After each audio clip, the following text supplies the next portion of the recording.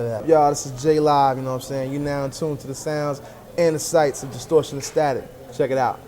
You know what I'm saying? Been doing it for quite a little while now, you know what I'm saying? Since about 95. Okay. You know? Got a few albums out, The Best Part, All of the Above, always has been, always will be. Working on a new joint right now, coming out May 24th on Payday Records, entitled The Hereafter, you know? Okay. Where? Hailing out of New York. It's all Born good, and raised man. Uptown, living in Philly right now, holding it down for my peoples in Brooklyn. Okay, for sure. Why you living in Philly now? We just moved there a couple of years ago, really just relocating, you know what I'm saying? Okay. Cool, man. I know you probably had a long, crazy road from when you started to now. Why don't you talk about, I know you talked about the label drama going on the song Car Trouble. Yeah. Just talk about, like, in a short story, just, what went on with your first label. And, well, really, my first record, my first single came out in like 95. Okay. It was called Longevity. The B-side was called Bragging Rights. Right. And Bragging Rights was the joint that really kind of took off because it was just me on the turntables and the mic. Got a lot of love for it. Got Unsigned Hype and the Source back in the days.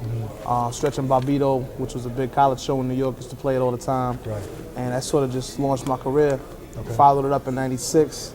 In 97, I got a deal with Payday Records, who at the time, they had signed J. Rule, OC, Showbiz and AG, and myself. That's right. But after their records came out, before mine was supposed to come out, things sort of fell apart with the label around 99. Okay. So pretty much after I graduated from college, I was off and on teaching, and the record was released to press before it got shelved, so it got bootleg, and my rep sort of just grew from that. Right. So, it was sort of like, a gift and a curse, because had the record come out on time, it would have been one thing, but since it didn't, the fact that it got bootleg, even though in a sense you're getting jerked from that, it also kept my career alive. It kept people wondering what was going on. Finally 2002 came around and we put out All of the Above, which was my first major release that was actually out there, and it did pretty well for independent. And now I'm following it up with The Hereafter on Payday Records. Okay, for sure. I just want to say for the record that the P-Rock beat that you got for the first one, For the Best Part? Yeah. Kick It to the Beat? Yeah, that's my favorite P-Rock beat. Oh, wow, dang, that's my favorite P-Rock beat. That's crazy. So yeah, no doubt, man. So for Bragging Rights, just let them know that you actually did DJ and MC. Well, yeah, I've been cutting and rhyming since I was about 12 years old. I sort of started them both at the same time. Okay. Just dealing with different cats around the way. I was, inspired by a lot of the mixtape DJs from uptown, because that's sort of where I grew up. So from Double R to Chuck Black, SNS, Ron G, you know what I'm saying, Kid Capri, Okay. E Brothers, a lot of that stuff. You would get it, and between that and having Red Alert and Marley Marl on the radio at the same time, I was just sort of immersed into the culture like that. Right. So, between rhyming and cutting, my skills grew rhyming a little bit faster, but cutting was always there for me. So when it came time to put out my first single, we were just picking a record, and everybody was looping things at the time. So I was like, rather than loop this, let's be original with it. I'm just gonna put it on the tables and go at it, and then go back over that and rhyme over it. So that's what we did, and that's how Bragging Rights came about. Okay, for sure. So also talk about your production skills. Yeah. I know. When did you start that? And how I always wanted to be a producer, but I always told myself until I get my own equipment, that I'm not really gonna try to get started on somebody else's gear. Okay. Because it's important to be able to hone your skills on whatever machine that you get. Right. And I started out on the MPC. It hasn't really been that long for me as a producer outside of Bragging Rights. I'd say since about maybe 2000, I've really been just making beats on a regular basis, and I'm still growing as a producer right now. Okay. But it's definitely the love. You have an advantage as a DJ and an MC when you're going at it, because you know what the DJs need and you know what the MCs want. Right. So you said you were a teacher. Just talk about the different lifestyles and the similarities between being an MC or musician and being a teacher. It's definitely two different worlds, but they do have, they have the common threads between them. It was pretty much right after I graduated in '98. That was around the time when the record was supposed to come out, and when it didn't, I had my degree to fall back on, so I was able to find a job doing something else that I love. Right. And I was teaching in Brownsville. I was teaching 6th grade social studies and 7th grade English. Okay. And it's tough grade though. yeah. I mean, middle school is ill because it's like you're too old to be young, you're too young to be old. The kids are right there in the middle. And if they didn't get what they need in elementary school, they're gonna have issues. So you gotta help them catch up and get them ready for high school, really. That's right. But I mean, it's the same thing. And when you're teaching in a classroom, and when you're performing on stage, you have to command attention. You have to be prepared. You know, whether it's your stage show or your lesson plan, you can't just step in there like, you know, you just thought of what you were gonna do. You know, you have to make sure that the things are on point and that you know what you're talking about. You know, so in that sense, the two worlds kind of collide. You know, in that regard, but. You know, when we put out All of the Above, I had to pretty much pick one because when I was teaching, I was only doing shows on the weekends. You know, I wasn't trying to miss any days for music because that wouldn't be fair to the kids. So I'm doing music full time right now to pretty much just dedicate all the time that I need to do that.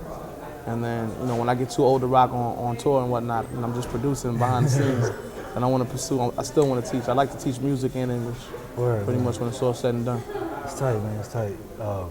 So, I mean, you're definitely an extraordinary MC. Thanks. What kind of traits did you have as a kid, like growing up, that were different than you know, most kids, or that you know what I'm saying, like wittiness or like the way of getting out of situations or something? I don't know if I say different as much as just.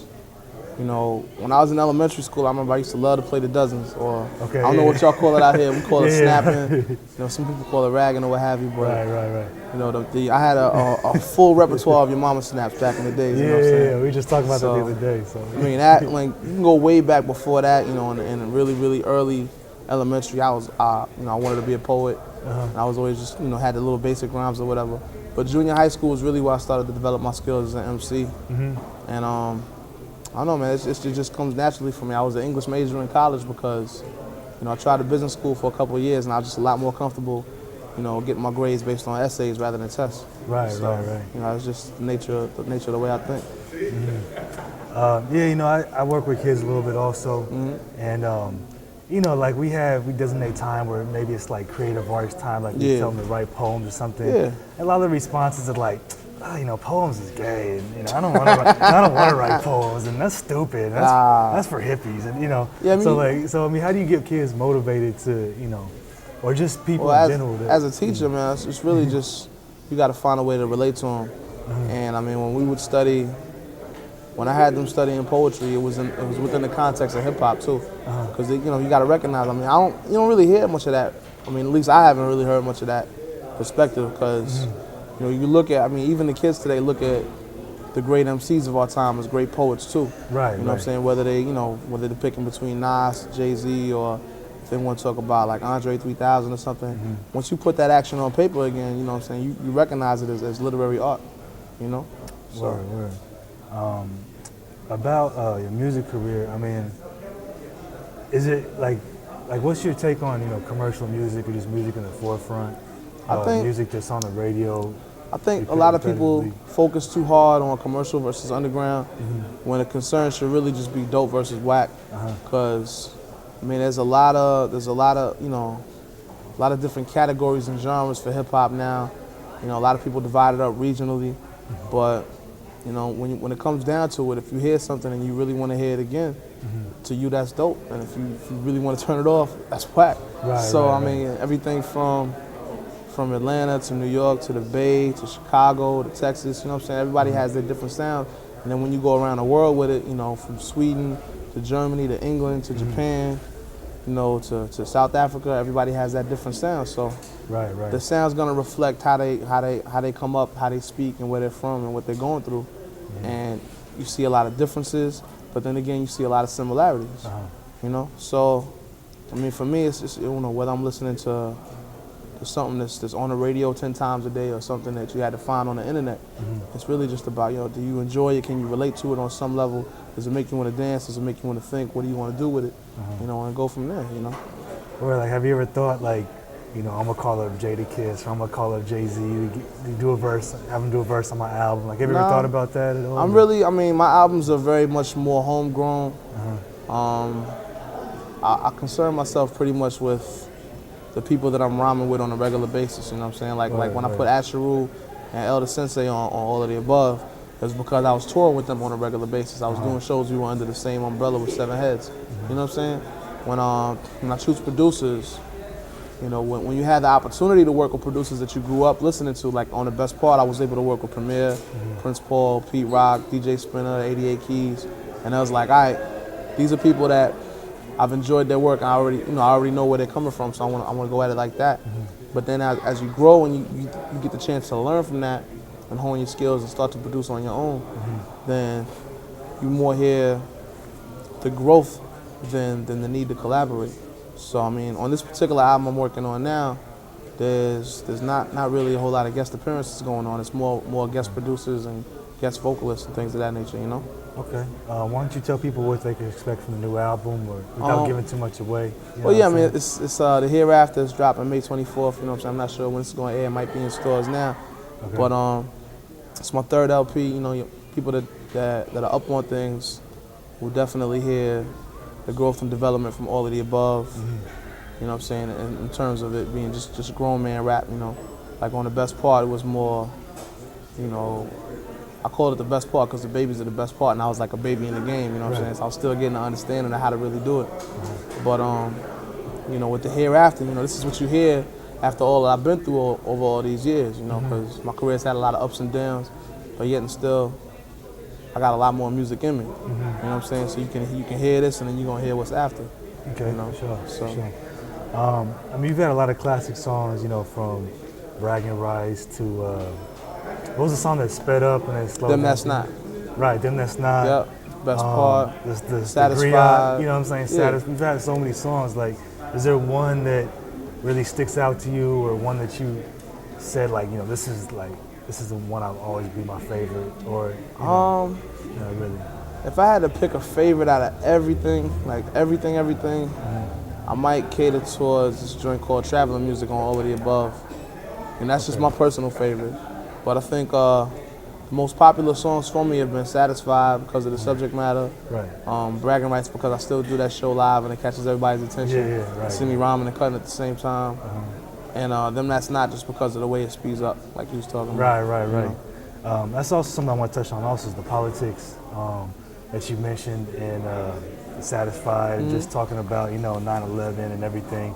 How important is that to mix politics or into hip hop? I don't know if it's as much politics as it is what's on your mind. Right. You know, like a lot of people will hear something that's talking about current events and automatically pigeonhole it in this thing as political rap.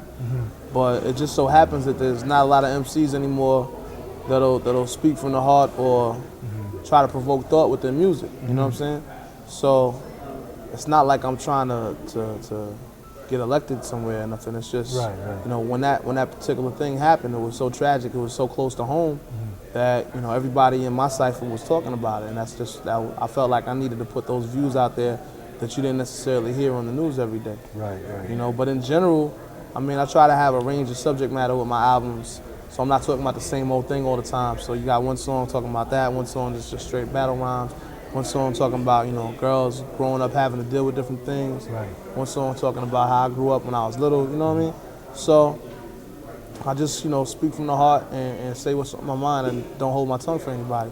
And like a lot of people thought that before Satisfied dropped, a lot of people were shook, like, oh, you know, nobody's really touching on the topic right now, what's gonna happen, and got nothing but positive feedback because people are hungry for that deep down, you know what I'm saying? Yeah, that's right. You want to be able to go out and shake your butt, you know what I'm saying? I'm not gonna cuss on the radio, on TV or nothing, but at the same time, you want to be able to, you know, have something that not only moves your body but moves your soul and moves your mind too, you know? And we try to find that balance on production and when I'm writing to give you something that you can, you know, that's not just gonna beat you in the head, you know, quote unquote politically, but something that you can enjoy musically, you know? That's right, man. Word. Production. Go ahead, you just. Is it rolling now? Yeah. Yeah, man. So I mean, right now, we're just finishing up the record. It's due to come out May 24th. It's featuring production by Odyssey, my man from Low Budget from DC. Okay. It's featuring production from my man Locksmith from down in Atlanta. Okay. James Poyser out of Philly. Probe DMS out of New York. You know what I'm saying? So I'm just kind of like really spreading it out and running the whole gambit of my style. You know, I did about half the record myself on production. There's a track that features Dwelle on there, whose album's coming out soon too. So it should definitely be something new for the people that are up on me. and something good for the people that ain't. Okay, for sure, man.